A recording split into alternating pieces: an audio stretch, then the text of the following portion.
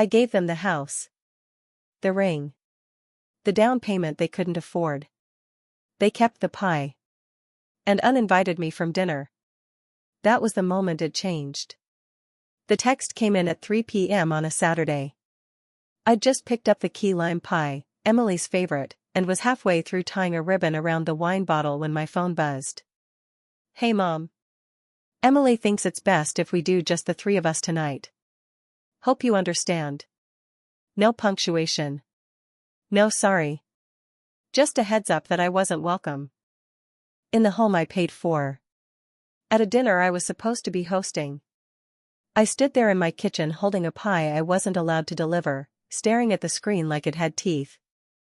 Then another message came in. From Emily, this time. "Thanks for being flexible. It's just simpler this way." Simpler.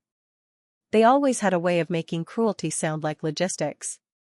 By the time the oven timer beeped for the bread rolls I promised to bring, I realized. They hadn't just uninvited me.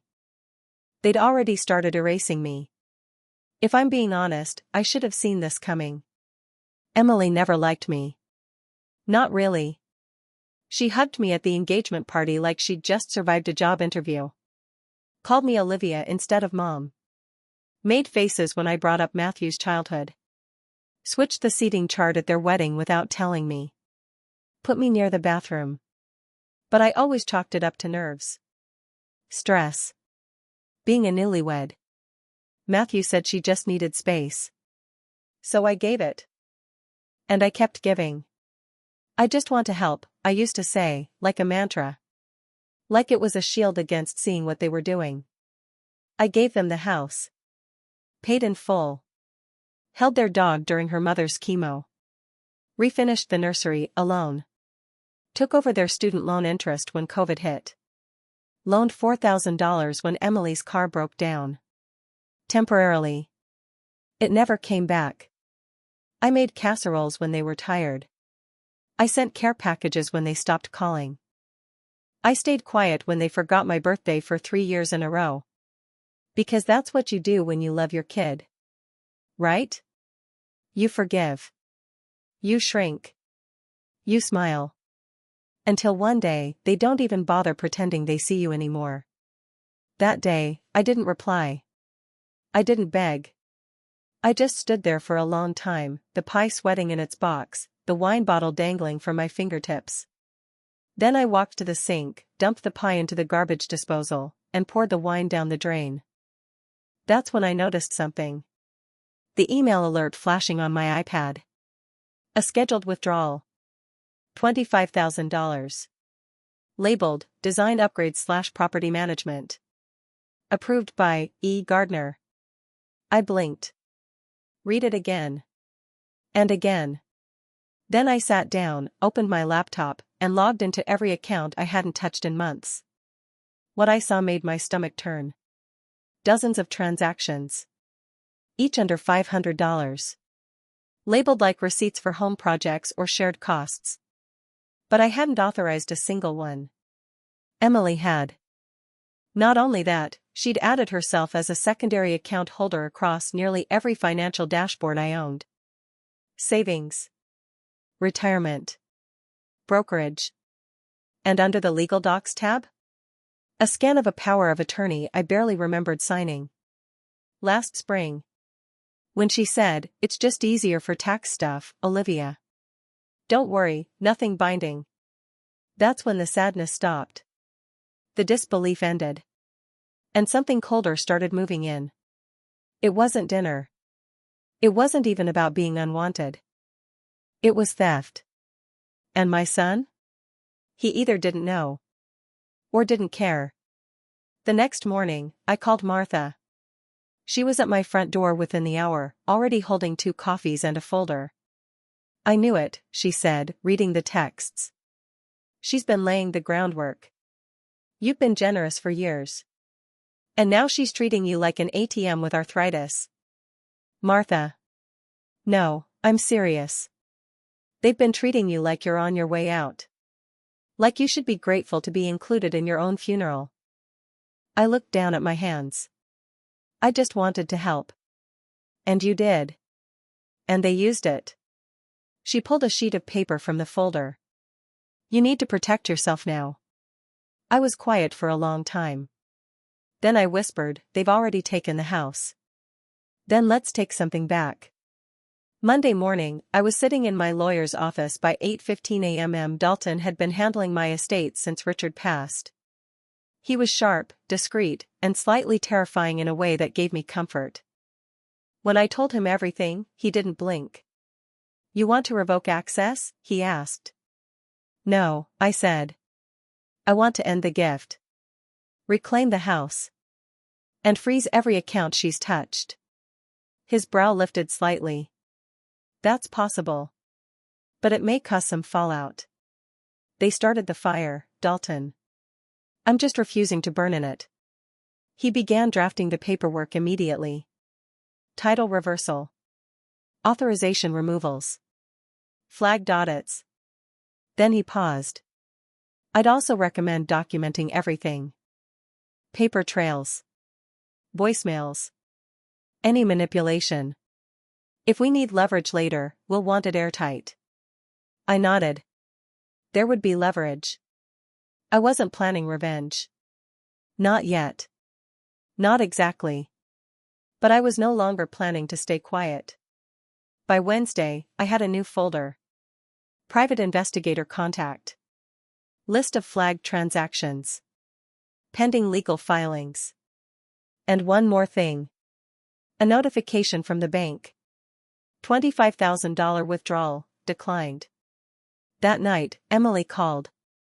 First time in weeks. I didn't answer. The voicemail played while I folded laundry. Hi Olivia. We're seeing some weird stuff with the bank. Not sure what's going on. It's probably just a glitch. Can you give Matthew a call when you have a second? We're trying to finalize something. She was trying to sound calm. Polite. But there was a new tension in her voice. Like she realized the game had changed. She was right. It had. They'd pushed me out of dinner. But they forgot something. I own the house they eat in. And for once, I wasn't going to swallow it. I was going to let them choke. The moment they boarded the cruise ship, I pulled every plug they forgot I still controlled. Matthew had texted me that morning, all polite and vague, letting me know they'd be off the grid for 10 days and that Emily had left a few things for me to review while they were away. The file was waiting for me on the kitchen counter by the time I woke up. Clean white envelope. Emily's handwriting. No salutation. Inside were 3 documents, one updating my healthcare proxy, another assigning her temporary financial authority for travelees, and the last one, buried at the bottom, a draft of a revised trust clause. If I signed, it would consolidate all of my liquid assets under a single streamlined account managed, of course, by Emily. She even included a pastel-colored checklist. Review and sign. Notarize if possible, easy, I booked you at Rite Aid. Relax. You're in good hands. She always wrote like I was an elderly poodle, not a woman who had built 2 businesses before she turned 50. I didn't call. I didn't rage. I scanned everything and sent it to Dalton with the subject line, New Playbook. Timestamped 6:12 a.m. By 7:30, my legal blocks were finalized. Emily's power of attorney was fully revoked, all joint financial access scrubbed, and a compliance notice sent to every financial institution she'd touched. By 8 a.m. Every automatic payment tied to their lifestyle, their mortgage, their utilities, their streaming platforms, their grocery delivery, had been paused pending verification. By 8:15, I was no longer anyone's emergency contact. That was the moment I started to vanish. I didn't show up for Sunday brunch. Didn't explain why. Didn't apologize. Emily left a voicemail anyway, as if pretending to care was still currency. We'll have extra mimosas in case you change your mind, she said. Matthew's making those little eggs you like. Her voice was flat and falsely warm, like she was trying out empathy the way you try on a coat you're not sure you want to buy.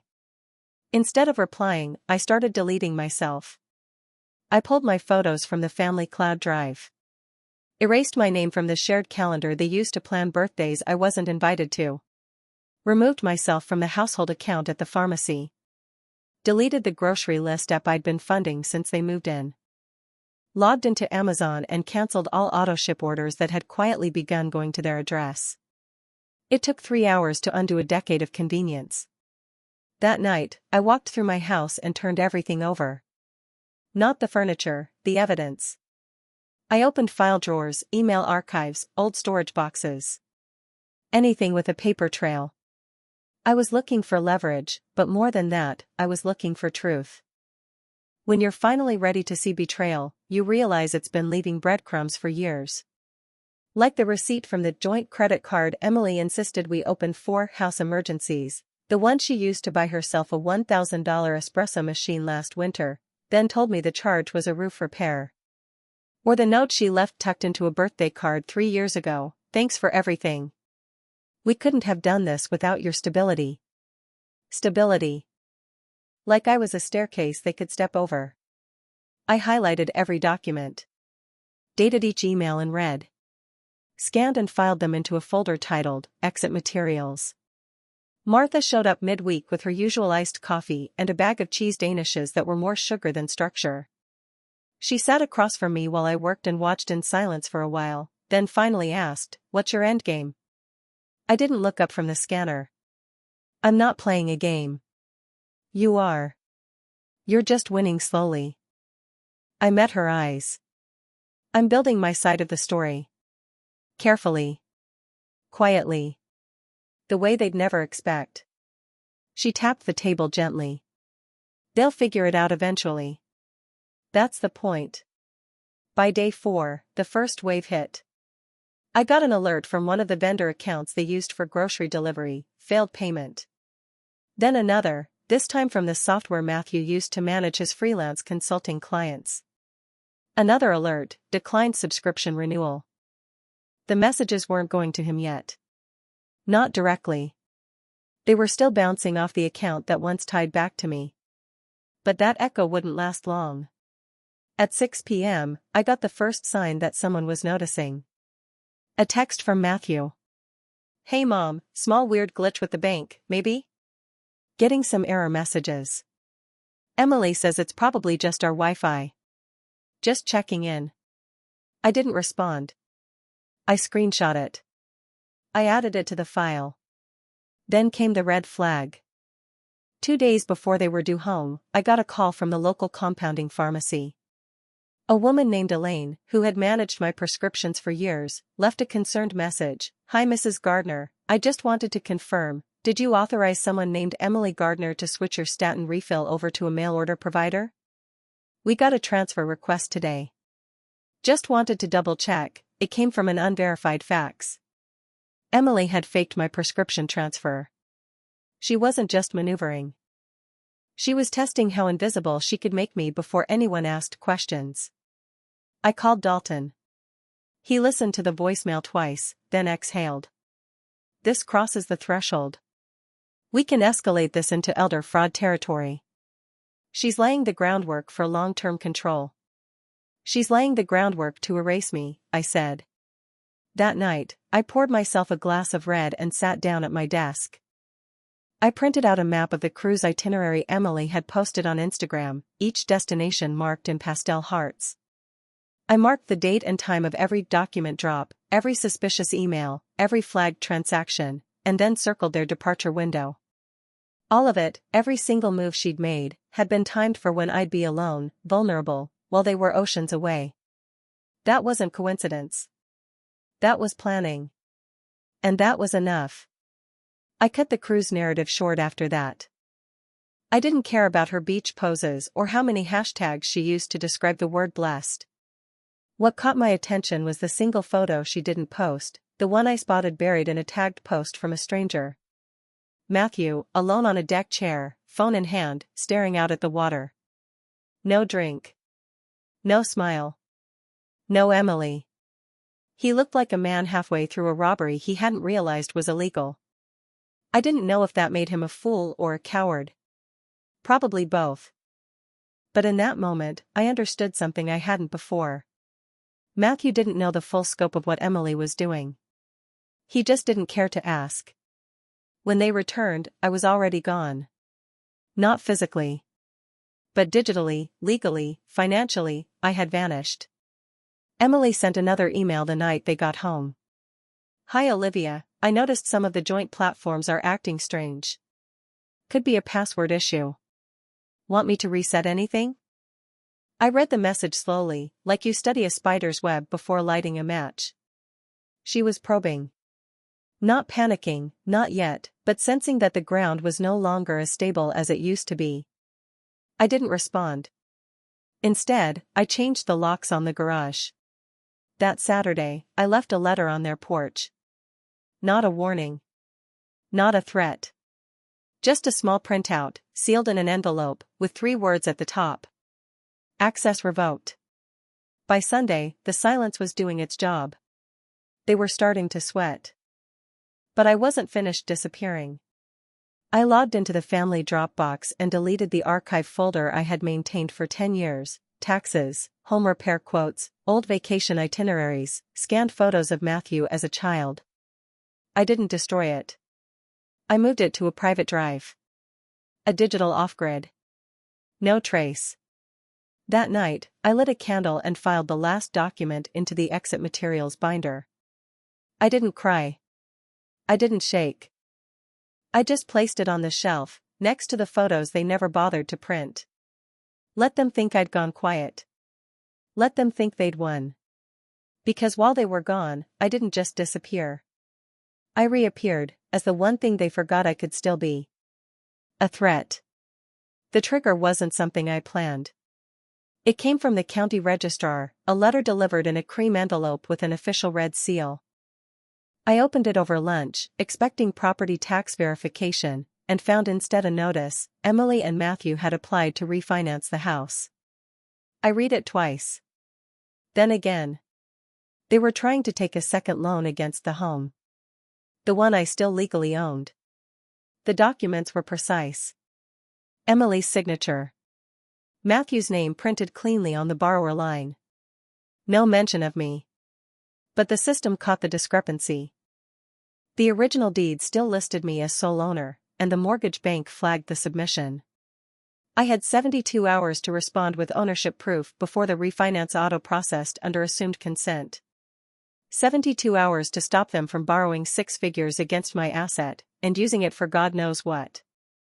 I didn't panic.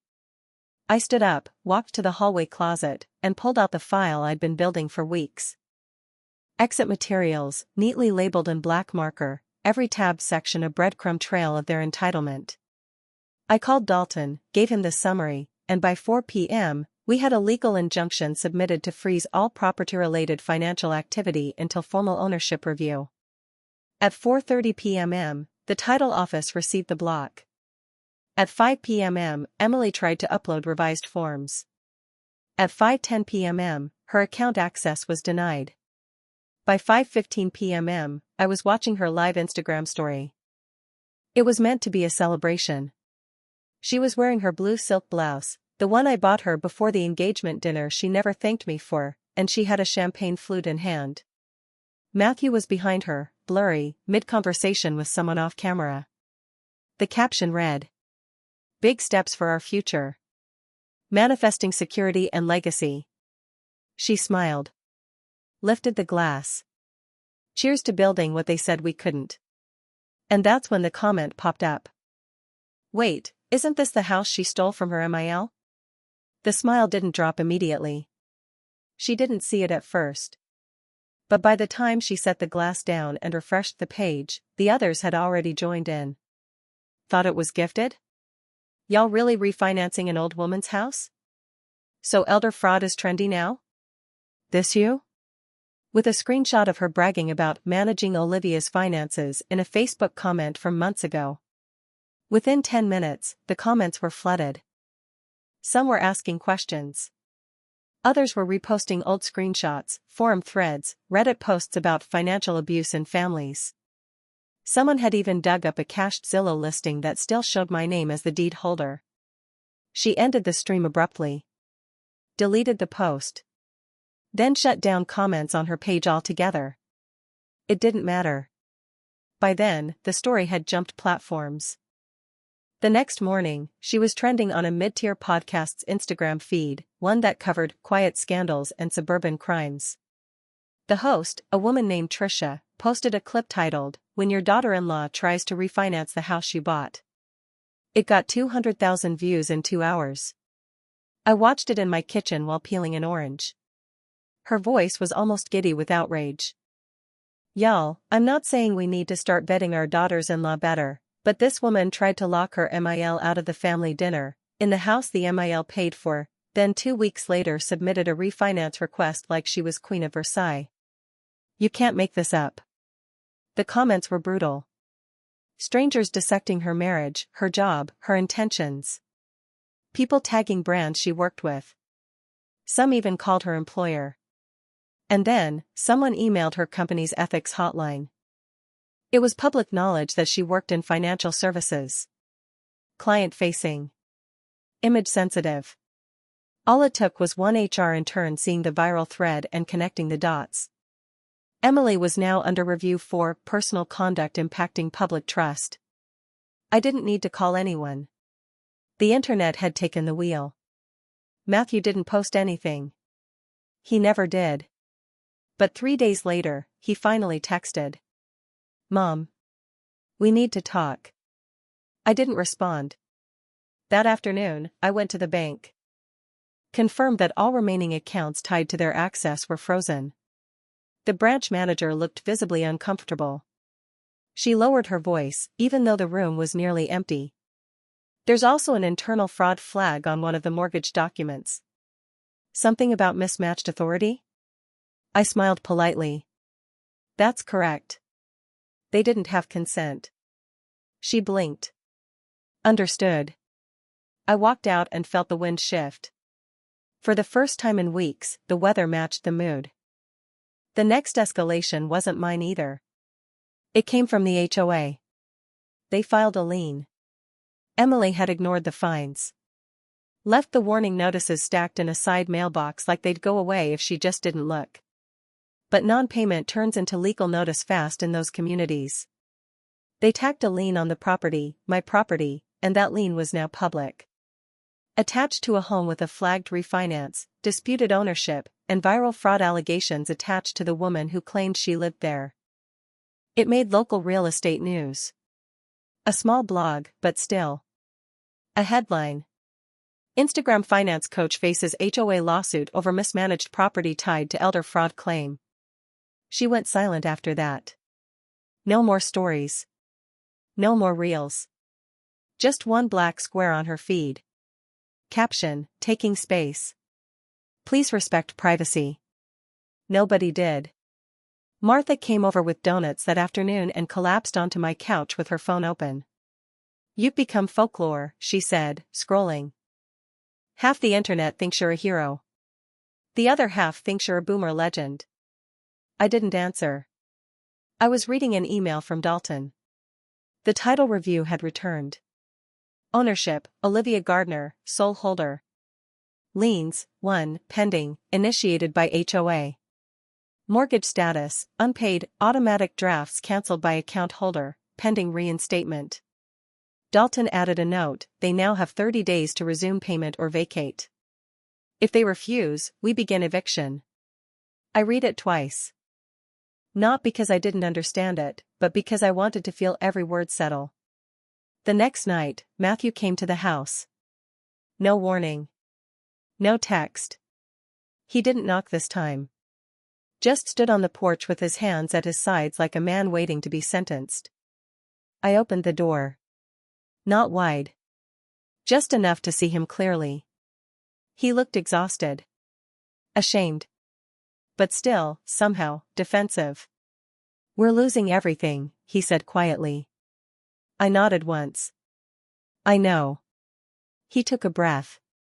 "You could stop this." I studied him for a long moment. "And what part of this should I stop, exactly?"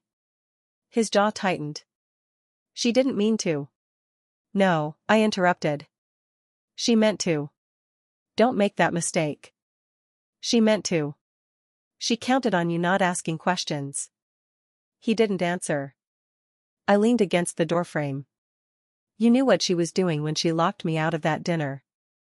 You knew when she posted that reel. You knew when she started signing things that weren't hers. He looked down at his shoes. She didn't do this alone, I continued. She was counting on your silence. And you gave it freely. His voice cracked. I didn't think it would get this far. It got exactly as far as you let it. I stepped back. The door still partially open. He looked up. Desperate now. So what? We're just out? I stared at him. Then said, calmly, you didn't just ignore it. You helped her try to steal from me. And now it's too late. The house isn't hers. And soon, it won't be yours either. I closed the door before he could answer.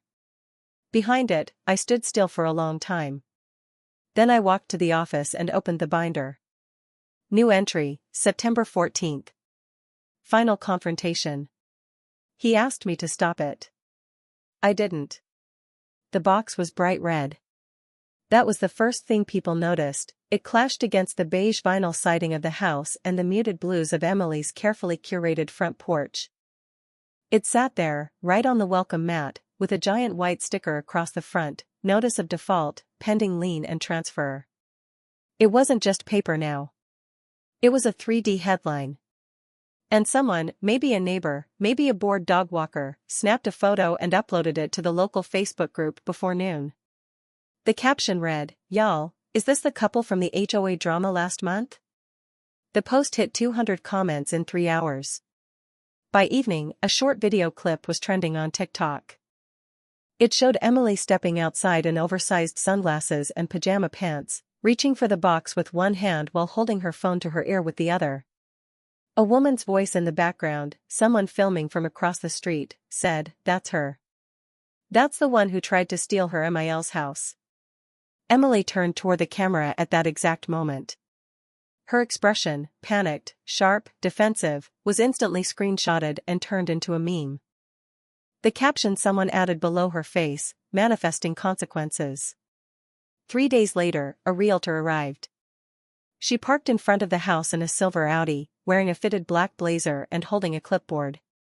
I watched from my car, parked a few houses down under a tree, as she stood on the porch, waiting. Emily eventually opened the door.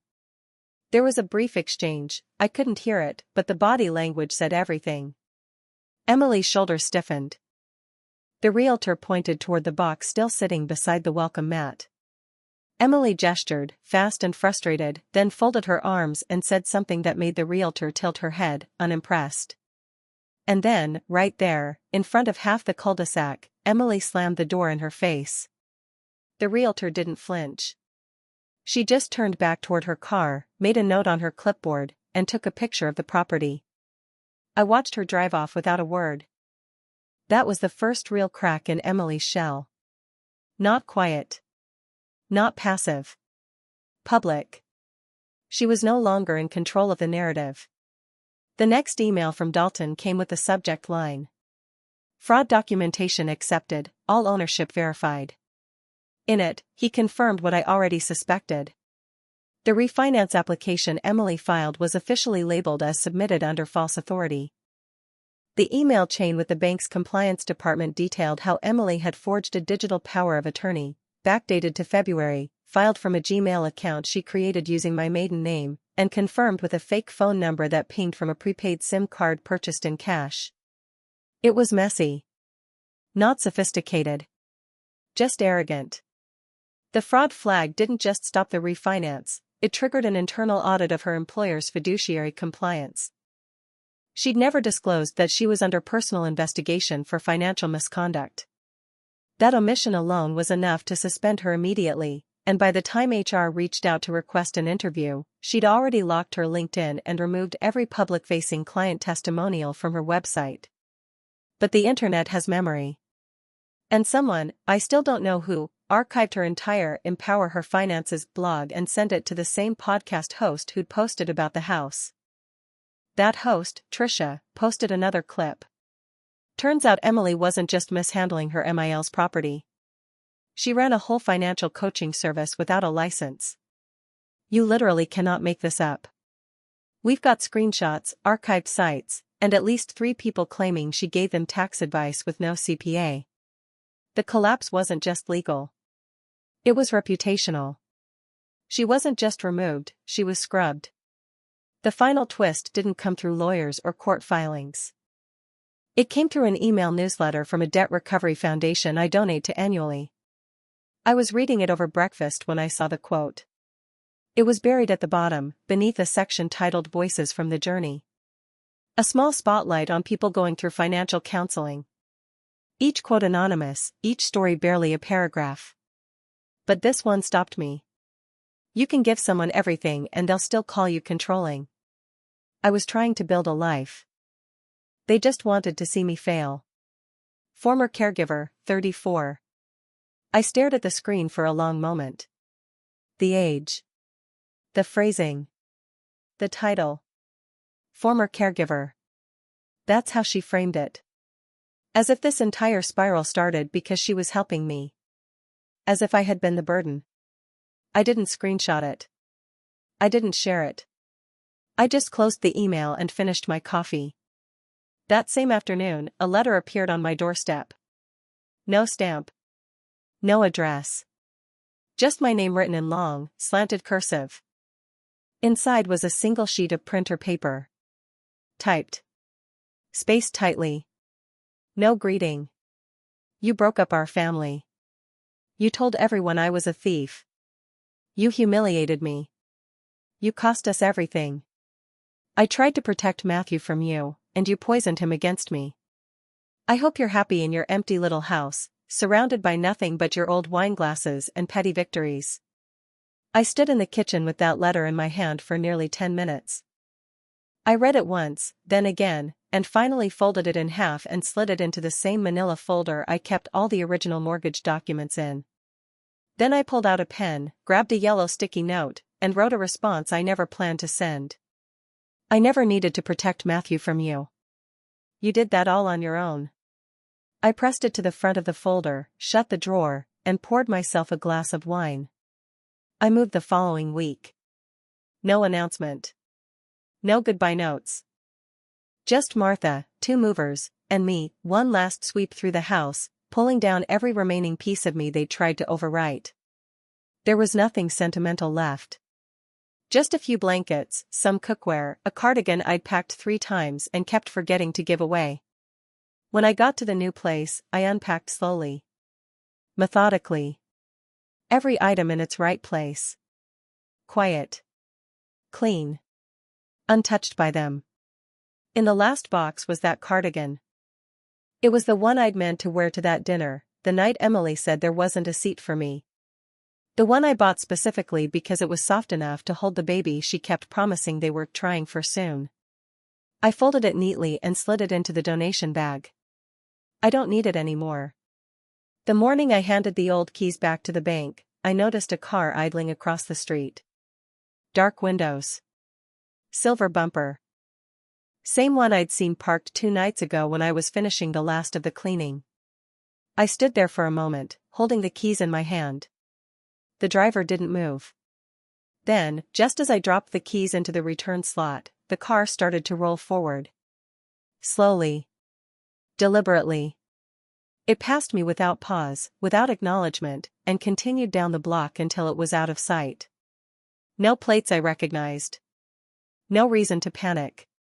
But I watched it go all the same. I keep the folder.